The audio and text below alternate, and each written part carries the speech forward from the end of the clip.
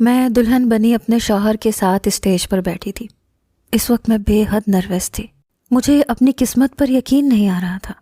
شاید اسی لیے میں حد سے زیادہ بدحواسی کا شکار تھی۔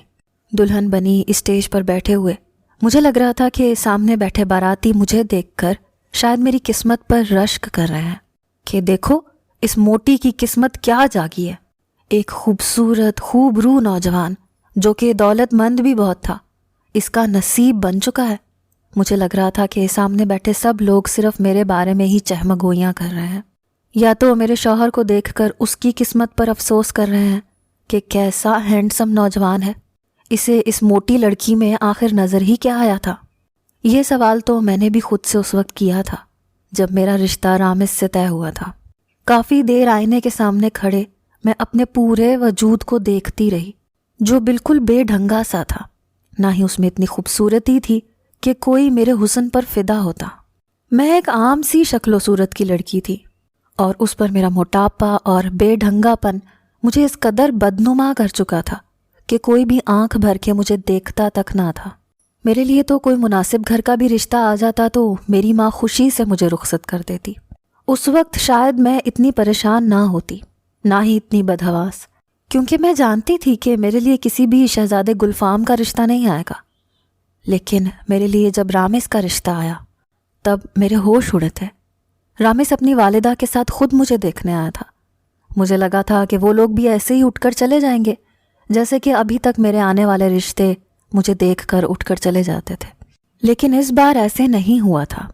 وہ لوگ مجھے پسند کر گئے تھے اور سننے میں آیا تھا کہ میں رامز کو بے حد پسند ہوں۔ مجھے لگا شاید میری سماعت نے کچھ غلط سنا ہے۔ میری چھوٹی بہن مجھے یہی بتا رہی تھی۔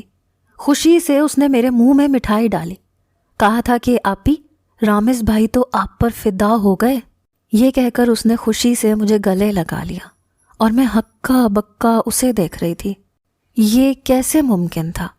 وہ تو ایک خوش شکل نوجوان تھا، پھر دولت مند بھی تھا، نہ تو غریب تھا نہ ہی بظاہر اس میں کوئی ایسا عیب تھا کہ وہ مجھ جیسی لڑکی کو پسند کرتا، اور نہ ہی میں کوئی بہت ہی زیادہ دولت مند تھی کہ وہ لالچ میں یہ سب کرتا۔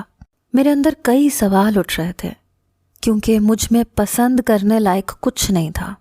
میں کھڑی ہوئی اور آئینے کے سامنے جا کر خود کو بغور دیکھنے لگی، اپنے ہاتھ سے اپنے چہرے کے ہر نقش کو چھونے لگی، عام سے نین نقش، آنکھیں بھی چھوٹی چھوٹی۔ میرے چہرے پر ایسا تو کچھ بھی نہیں تھا جس پر رامز کا دل آتا۔ پھر میں نے اپنے وجود کو دیکھا جو کہ بے ڈھنگا سا تھا، رنگت بھی کوئی ضرورت سے زیادہ سفید نہ تھی۔ رامز کی جگہ کوئی معمولی شکل و صورت کا شخص مجھے پسند کرتا تو شاید مجھے اتنی حیرت نہ ہوتی۔ بہرحال میری شادی بھی جلد ہی ہو گئی۔ اپنی شادی والے دن میں بے حد نروس تھی، بدحواس تھی۔ نہ جانے کیوں مجھے یہ سب اپنی خوش نصیبی نہیں لگ رہی تھی، لگ رہا تھا کہ جیسے بات کچھ اور ہے، کیونکہ رامز کے چہرے پر میں نے ایک پل کے لیے بھی مسکراہٹ نہیں دیکھی تھی۔ خوشی کا ایسا کوئی رنگ نہیں دیکھا تھا جو کہ دلہا کے روپ پر ہوتا ہے۔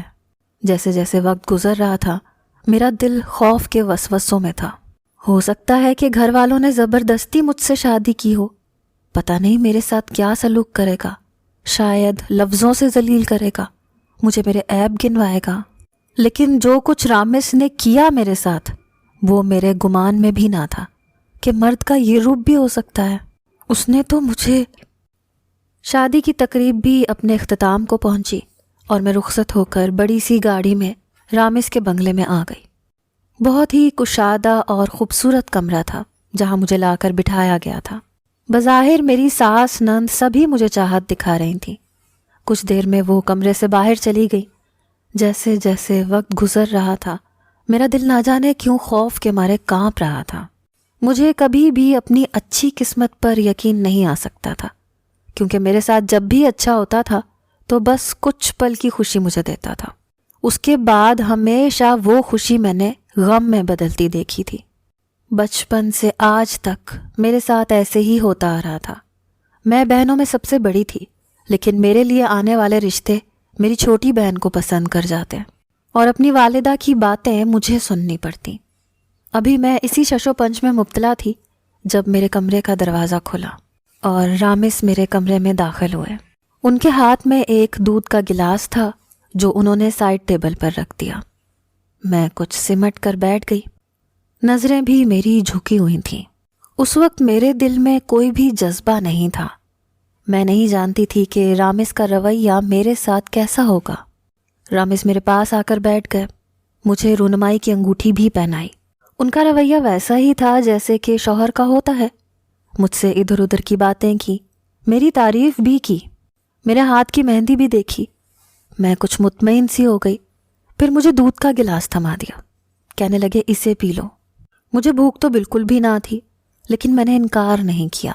دودھ کا گلاس میں نے پی کر سائڈ پر رکھ دیا۔ کچھ باتوں کے بعد میں نے اپنے لباس کو تبدیل کیا۔ جیسے ہی میں بیڈ پر آئی، میری آنکھیں نیند سے بند ہونے لگیں، جیسے مجھ پر نیند طاری ہو رہی ہو۔ رامز ابھی مجھ سے بات کر رہے تھے، لیکن میں نیند میں جانے لگی۔ کچھ ہی دیر میں گہری نیند سو چکی تھی۔ صبح جب میری آنکھ کھلی تو واش روم میں پانی کی آواز آ رہی تھی۔ میں فوراً سے اٹھ کر بیٹھ گئی، میرا سر بھی چکرا رہا تھا۔ میں نے سامنے گھڑی کی طرف دیکھا تو 9 بج رہے تھے۔ میری آنکھوں میں ابھی تک نیند کا اثر تھا۔ بے شک میں رات میں نیند میں تھی، لیکن اتنا جان چکی تھی کہ رامز مجھ سے اپنا حق وصول کر چکے ہیں۔ لیکن جیسے ہی میں نے اپنے بکھیرے بالوں کو سمیٹنا چاہا، اپنے ہاتھوں پر ناخنوں کی کھرونچ دیکھ کر میں حیرت میں مبتلا ہوئی۔ لیکن ایسی ہی کھرونچیں میرے پورے جسم پر موجود تھیں، جیسے رات کو میرے ساتھ بڑی بے حسی کا مظاہرہ کیا گیا تھا۔ میرے ہاتھ میں پہنی چوڑیاں ٹوٹ کر میرے ہاتھوں کو زخمی کر چکی تھیں۔ میں نے اٹھنے کی کوشش کی تو میرا پورا وجود درد سے چور تھا۔ سمجھ نہیں پا رہی تھی کہ میرے ساتھ شادی کے نام پر حیوانیت کیوں برتی گئی تھی۔ ابھی میں اسی سوچ میں مبتلا تھی کہ جب واش روم کا دروازہ کھلا، سامنے رامز تولیے سے اپنے بال خشک کر رہا تھا۔ مجھے دیکھ کر تولیہ میرے اوپر پھینک دیا، کہنے لگا جلدی سے تیار ہو کر باہر آؤ، اور یہ تولیہ باتھ روم میں جا کر پھیلا دینا۔ مجھے اپنے کام کی بالکل بھی عادت نہیں ہے، اس لیے میرے کام آج سے تم ہی سنبھالنا شروع کر دو۔ رامز کے بدلے تیور دیکھ کر میں ششدر سی رہ گئی۔ رات کو اس کا رویہ میرے ساتھ بہت اچھا تھا۔ اس کے بعد میں یوں نیند میں گئی جیسے مجھے کسی نے نشہ دے دیا ہو، اور اب مجھے اپنا ہی وجود زخمی نظر آ رہا تھا۔ میں بڑی مشکل سے اٹھ کر واش روم تک گئی۔ تیار ہو کر جب میں نیچے اتری تو مجھے اپنا ایک ایک قدم چلنا مشکل لگ رہا تھا۔ سیڑھیاں اترتے ہی لاؤنج میں ڈائننگ ٹیبل رکھا تھا جس پر پرتکلف ناشتہ موجود تھا۔ میں نیچے اتری، اپنی ساس اور نند کو سلام کیا، رامز کے ساتھ بیٹھ گئی۔ ابھی میں ناشتہ کر ہی رہی تھی جب ایک موٹا بھدا سا شخص 6 فٹ تک لمبا اور اتنا ہی وہ موٹا بھی تھا، بڑی بے تکلفی سے میرے ساتھ بیٹھ گیا۔ اسے دیکھ کر تو میں بوکھلا کر رہ گئی۔ مجھے دیکھ کر عجیب انداز سے مسکرا رہا تھا، عجیب نظروں سے دیکھ رہا تھا۔ میری ساس نے مجھ سے کہا کہ یہ رامز کا چھوٹا بھائی ہے، پھر کہنے لگی کہ یہ تھوڑا سا باولا ہے، نیم پاگل سا۔ یہ سن کر تو میرا دل دھک سے رہ گیا تھا۔ اس کی حرکتیں بھی کچھ ایسی تھیں، بار بار مجھے دیکھ رہا تھا، عجیب انداز سے ہنس رہا تھا۔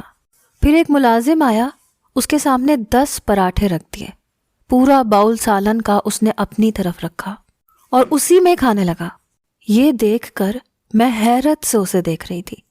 وہ ایک روٹی کے بس 4 نوالے بناتا تھا اور کھاتا جا رہا تھا۔ پورا سالن اس کے کپڑوں پر گر رہا تھا، لیکن وہ ایسے کھا رہا تھا جیسے کہ اس نے کبھی کھانا دیکھا ہی نہ ہو۔ میں نے بمشکل ہی چائے کا 1 کپ پیا اور اٹھ کر کھڑی ہو گئی، لیکن مجھے بڑی حیرت کا زور کا جھٹکا لگا جب اسی پاگل شخص نے میرا ہاتھ پکڑ کر مجھے دوبارہ سے کرسی پر بٹھا دیا۔ میرے اندر سے تو گویا جان ہی نکل گئی۔ مجھے ویسے ہی پاگل لوگوں سے بہت خوف آتا تھا۔ وہ کہنے لگا جب تک میں بیٹھا ہوں دلہن، تم میرے پاس ہی بیٹھی رہو، جلدی سے مجھے پانی دو، مجھے مرچیں لگ رہی ہیں۔ میں نے جلدی سے اپنا ہاتھ اس کے ہاتھ سے چھڑوایا تھا۔ مجھے اس پاگل سے خوف آنے لگا تھا۔ میری ساس یہ دیکھ کر ہنسنے لگی، کہنے لگیں دیور کی بات کا انکار مت کرنا، یہ بہت ضدی ہے، اگر کوئی اس کو کسی بات سے منع کر دے تو یہ جنونی سا ہو جاتا ہے۔ ہم بھی اس کے کسی کام میں اختلاف نہیں کرتے۔ میں نے رانا کی طرف دیکھا جو ایسے بے نیازی سے ناشتہ کر رہا تھا جیسے اس کا مجھ سے کوئی تعلق ہی نہ ہو۔ میں نے پانی کا جگ لیا اور گلاس میں پانی ڈالنے لگی۔ ابھی میں پانی ڈال ہی رہی تھی کہ اس نے جگ میرے ہاتھ سے چھینا اور ویسے ہی پینے لگا۔ اس کے کھانا کھانے کا انداز بالکل جنگلیوں جیسا تھا۔ وہ منہ لگا کے جگ سے پانی پی رہا تھا اور پانی اس کے منہ سے بہہ کر اس کے کپڑے بھی بھگو رہا تھا۔ اسے دیکھ کر مجھے گھن آ رہی تھی۔ بہرحال میں نے چائے کے علاوہ کچھ نہیں لیا تھا۔ میں اٹھ کر اپنے کمرے میں چلی گئی۔ رات کو رامس مجھے پھر دودھ کا گلاس تھمانے لگا، کہنے لگا یہ پی لو۔ میں نے وہ دودھ کا گلاس پکڑ کر سائڈ پر رکھ دیا۔ میں نے کہا اس دودھ میں کیا چیز ہے؟ میری بات سن کر اس کی رنگت اڑی تھی۔ کہنے لگا کیا مطلب؟ دودھ ہے اور کیا ہے؟ میں نے کہا کل بھی اس کو پینے کے بعد مجھ پر نیند طاری ہونے لگی تھی۔ میں چاہ کر بھی جاگنے سے قاصر تھی۔ میری بات سن کر وہ مسکرانے لگا، کہنے لگا یہ تو تمہیں پتا ہوگا کہ تم کتنی راتوں سے جاگ رہی تھی، جو کل تم لیٹتے ہی سو گئی۔ بہرحال یہ امی نے دیا ہے۔ وہ کہتی ہیں کہ اگر عورت دودھ پی کر سوئے تو بچہ خوبصورت پیدا ہوتا ہے اور انہیں اپنا پوتا خوبصورت چاہیے۔ یہ کہہ کر رامس نے دودھ کا گلاس سائڈ ٹیبل سے اٹھایا اور میرے لبوں پر لگا دیا۔ نہ چاہتے ہوئے بھی مجھے وہ دودھ پینا پڑا، لیکن جیسے ہی میں نے دودھ پیا مجھے پھر سے غنودگی سی ہونے لگی۔ کچھ ہی دیر بعد میں نیند میں جا چکی تھی۔ صبح پھر میرا ویسا ہی حال تھا جیسا کہ شادی کی پہلی رات ہوا تھا۔ میں اپنے اندر بے حد کمزوری محسوس کر رہی تھی۔ میرے کمرے میں اس وقت کوئی بھی موجود نہ تھا۔ میں تیار ہو کر باہر آئی تو لاؤنج میں ہی میری ساس، نند اور دیور ناشتہ کر رہے تھے۔ رامس کہیں بھی نہیں تھا۔ اپنے دیور کو دیکھ کر تو میرا دل ہی نہیں چاہا کہ میں ٹیبل پر بیٹھ کر ناشتہ بھی کروں، لیکن وہ مجھے دیکھ کر مسکرانے لگا۔ میری ساس کہنے لگی آؤ بیٹھو ناشتہ کرو۔ میں اپنی نند کے برابر میں بیٹھ گئی۔ میرا دیور مسلسل مجھے دیکھ رہا تھا اور روٹی پر روٹی اپنے اندر اتار رہا تھا۔ میری ساس اور نند ناشتہ کر چکی تھیں، اسی لیے اٹھ کر چلی گئی۔ مجبوراً میں اکیلی ہی ٹیبل پر بیٹھی تھی۔ جب دیور نے ایسی بات مجھ سے کہی کہ میں سن کر دنگ سی رہ گئی۔ ایسی بات کوئی بھی شخص نہیں کہہ سکتا۔ یہ بات تو بس شوہر جانتا ہے یا پھر وہ لڑکی، کوئی تیسرا شخص نہیں جان سکتا۔ میرا دیور کیسے جانتا تھا؟ اب وہ مجھے دیکھ کر ہنس رہا تھا۔ میری حالت عجیب غیر سی ہونے لگی۔ میں نے سب کچھ وہیں چھوڑا اور اپنے کمرے میں آ کر بیٹھ گئی۔ یہ سوچنے لگی کہ رات کو مجھے رامس نشے والا دودھ کیوں پلاتا ہے؟ میں اس کی بیوی تھی، اس کے حق میں جائز تھی، پھر مجھے نشے میں رکھنے کا کیا مقصد تھا؟ اور پھر میرے دیور کا ایسی بات کہنا جو صرف میاں بیوی کے بیچ میں ہی ہوتی ہے، وہ بات دیور تک کیسے پہنچی؟ اور وہ بھی ایسا شخص جو کہ نیم پاگل تھا۔ میرا سر بری طرح سے چکرانے لگا۔ میں نہیں جانتی تھی کہ میرے ساتھ کیا ہو رہا ہے۔ مجھے کچھ بھی ٹھیک نہیں لگ رہا تھا۔ رات کو جب رامس نے مجھے دودھ کا گلاس دیا تو میں نے صاف انکار کر دیا۔ میں نے کہا آج میں ہرگز یہ دودھ نہیں پیوں گی، اس میں یقیناً نشے کی چیز ہے۔ اس نے گلاس میرے منہ پر رکھا تو میں پیچھے ہٹ گئی اور ہاتھ سے گلاس پیچھے کر دیا۔ میں نے کہا نہیں رامس، آج میں کسی قیمت پر یہ دودھ نہیں پیوں گی۔ میرا یہ کہنا تھا کہ رامس غصے سے بپھر سا گیا۔ کہنے لگا کیوں نہیں پیو گی؟ دیکھو میں بہت جنونی قسم کا انسان ہوں اور تم بنا نشے کے میرا جنون برداشت نہیں کر سکتی۔ تم سے شادی کرنے کا میرا مقصد بھی یہی تھا۔ میں جانتا تھا کہ کوئی بھی نازک اندام لڑکی میری خواہش کو پورا نہیں کر سکتی، اس لیے میں نے تم سے شادی کی ہے۔ اس لیے چپ چاپ جو میں کرتا ہوں اس پہ کچھ بھی میرے خلاف مت کیا کرو۔ پیو یہ دودھ، ہے اس میں نشہ۔ اس بار بھی اس نے زبردستی وہ گلاس میرے منہ پر لگا کر مجھے پلایا تھا۔ میں بہت بار پیچھے کرتی رہی لیکن میری ایک بھی اس کے سامنے نہیں چلی تھی۔ 1 ماہ گزر گیا تھا اور میں اس 1 ماہ کے اندر بہت زیادہ کمزور ہو گئی تھی، یہاں تک کہ میرا 30 کلو وزن کم ہو چکا تھا۔ میری رنگت کالی اور پیلی سی ہونے لگی تھی کیونکہ ہر رات میں ایک وحشیانہ سلوک خود پر برداشت کرتی تھی۔ اب تو کھاتے پیتے وقت میرے ہاتھ کپ کپانے لگتے تھے، حالانکہ اس گھر میں ہر کام کے لیے ملازمین تھے، مجھے کچھ بھی کرنا نہیں پڑتا تھا۔ مجھے لگتا تھا جیسے میرا وجود کمزور ہوتا چلا جا رہا ہے۔ میری آنکھوں کے گرد کالے گہرے ہلکے سے پڑ گئے تھے۔ دوپہر کے وقت میری طبیعت کچھ خراب تھی اور میری ساس اپنے روٹین چیک اپ کے لیے جا رہی تھیں، تو میں نے کہا کہ مجھے بھی اپنے ساتھ ڈاکٹر کے پاس لے جائیں۔ وہ مجھے بھی اپنے ساتھ لے گئی۔ ڈاکٹر نے مجھے کچھ طاقت کی دوائیاں دی اور میرے کچھ بلڈ ٹیسٹ لیے۔ اس کے بعد آرام کا مشورہ دیا۔ میری ساس یا نند روایتی قسم کی نہیں تھی کہ مجھ پر روک ٹوک کرتی یا کام کی ذمہ داریاں ڈالتی۔ واپسی پر میری ساس کہنے لگیں کہ انہیں شاپنگ مال پر کچھ شاپنگ کرنی ہے، لیکن میری بالکل ہمت نہیں تھی کہ میں شاپنگ مال میں گھومتی۔ میں گاڑی میں ہی بیٹھی رہی، یوں ہی وقت گزاری کے لیے سامنے بنے ریسٹورنٹ کو دیکھنے لگی۔ بہت سے لوگ ریسٹورنٹ میں کھانا کھانے جا رہے تھے اور کچھ وہاں سے نکل رہے تھے، جب اچانک میری نظر رامس پر پڑی، اور جس کو میں نے رامس کے ساتھ دیکھا تھا اسے دیکھ کر تو میں اپنے ہوش و حواس کھو بیٹھی۔ وہ دونوں گاڑی سے اترے اور ریسٹورنٹ کے اندر چلے گئے۔ میری گاڑی دوسرے مین روڈ پر تھی اور مال کے بالکل سامنے کھڑی تھی۔ ڈرائیور بھی میری ساس کے ساتھ مال کے اندر جا چکا تھا تاکہ ان کا سامان اٹھا سکے۔ میں گاڑی سے نیچے اتر گئی، روڈ کراس کیا اور اسی ریسٹورنٹ میں چلی گئی جہاں پر رامس اور وہ لڑکی گئے تھے۔ جہاں وہ بیٹھے تھے ان دونوں کی میری جانب پشت تھی۔ میں خاموشی سے پچھلی نشست پر بیٹھ گئی اور بیٹھی بھی یوں کہ میری کمر ہی ان کی جانب تھی۔ جو باتیں میں نے ان کے مابین سنی تھیں وہ سن کر میرا دماغ چکرا کر رہ گیا تھا۔ مجھے لگا شاید میرے پیروں تلے سے زمین کھسک گئی ہے۔ مجھے میرے ہر سوال کا جواب مل گیا تھا۔ رامس نے کیوں مجھ سے شادی کی، کیا مقصد تھا اس کا، یہ میں جان چکی تھی۔ آگاہی میرے لیے اس قدر اذیت ناک تھی کہ میرے آنسو بہہ رہے تھے۔ میں خاموشی سے اٹھ کر ریسٹورنٹ سے باہر آ گئی۔ سامنے ہی روڈ پر جہاں میری ساس کی گاڑی کھڑی تھی، ڈرائیور اور میری ساس گاڑی کے پاس کھڑے دائیں بائیں مجھے ڈھونڈ رہے تھے۔ میں نے روڈ کراس کیا اور گاڑی میں آ کر بیٹھ گئی۔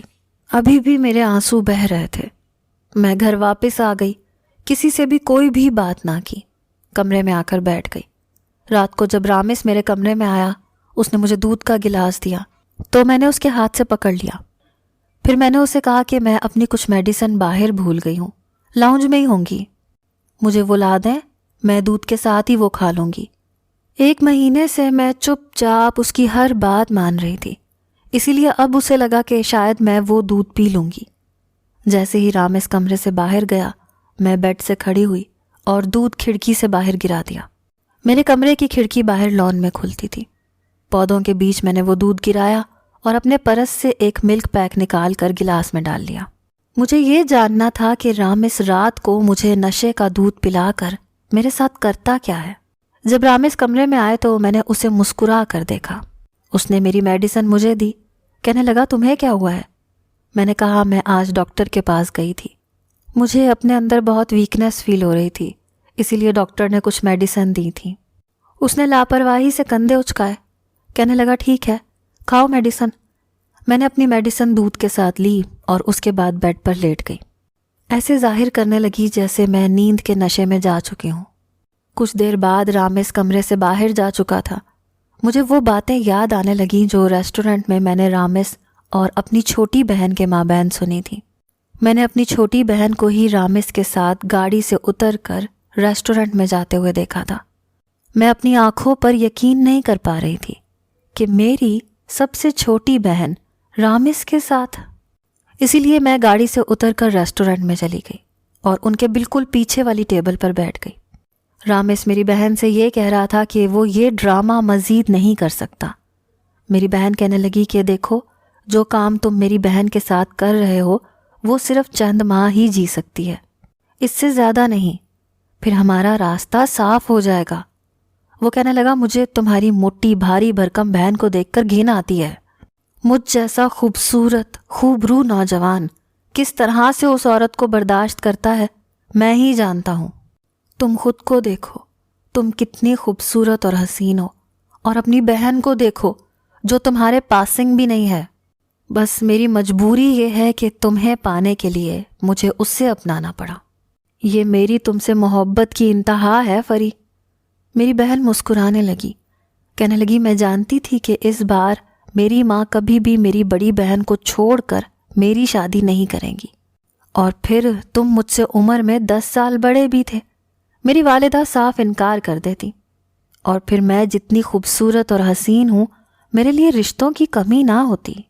اسی لیے میں نے سوچا کہ چلو، میری بہن ویسے تو کسی کام کی ہے نہیں، اگر وہ میرے یوں کام آ سکتی ہے تو کیا مذائقہ ہے۔ ابھی بھی میں یہ باتیں سوچ ہی رہی تھی، میری آنکھوں سے آنسو بہہ رہے تھے اپنی بہن کی باتیں سن کر۔ اس نے مجھے اپنی شادی کے لیے استعمال کیا تھا۔ کمرے کا دروازہ کھلا اور جو میرے کمرے میں داخل ہوا اسے دیکھ کر میں اٹھ کر بیٹھ گئی۔ وہ میرا دیور تھا، 6 فٹ کا جن نما نیم پاگل شخص۔ اس نے کمرے کا دروازہ بند کیا اور مسکراتے ہوئے میرے پاس آنے لگا۔ میں فوراً سے کھڑی ہو گئی۔ تم میرے کمرے میں کیا کر رہے ہو؟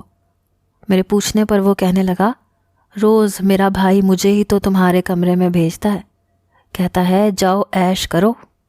میں نے کہا نکلو میرے کمرے سے باہر، لیکن وہ باہر جانے کے بجائے میرے پاس آنے لگا۔ کیوں باہر جاؤں؟ مجھے تو میرے بھائی نے بھیجا ہے، اور روز میں تمہارے پاس آتا ہوں، تو آج باہر کیوں جاؤں؟ میں کمرے سے باہر جانے لگی تو وہ میرے سامنے کھڑا ہو گیا، کہنے لگا تم کمرے سے باہر نہیں جا سکتی۔ میں نے کہا اگر تم پیچھے نہیں ہٹے تو میں شور مچا دوں گی۔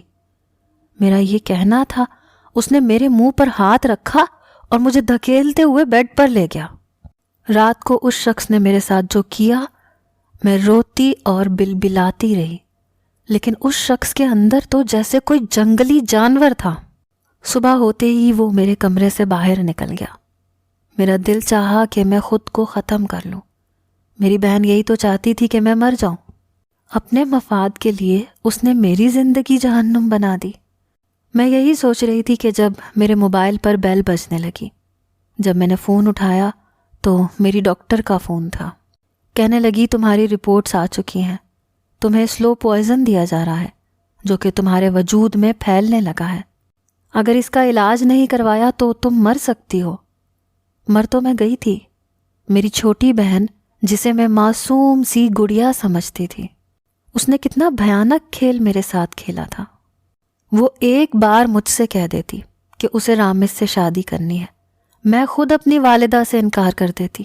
جہاں میں نے 3 بہنوں کی شادیاں دیکھی تھیں، چوتھی کی بھی دیکھ لیتی، لیکن اس نے جو کیا تھا، میرا رشتوں پر سے اعتبار اٹھ گیا تھا۔ میں نے اپنا سامان پیک کیا، خاموشی سے دارالامان میں چلی گئی۔ لوگوں کی خدمت کو اپنے جینے کا مقصد بنا لیا۔ میں نہیں جانتی کہ میری بہن نے رامز سے شادی کی یا نہیں، لوگ میرے بارے میں کیا کہتے ہوں گے، مگر سوچتی ہوں جو گناہ کی زندگی میں وہاں گزار رہی تھی، میں مزید گزارنا نہیں چاہتی تھی۔ اگر میں سچائی سب کو بتا بھی دیتی تو کوئی فائدہ نہ تھا۔ یہاں پر سچ سننا کوئی بھی نہیں چاہتا۔ وہ مجھے اپنی زندگی سے دور کرنا چاہتی تھی، میری جان لینا چاہتی تھی۔ میں نے خود ہی اس کا راستہ صاف کر دیا، کیونکہ آج بھی میرے دل میں میری بہن کے لیے محبت باقی تھی۔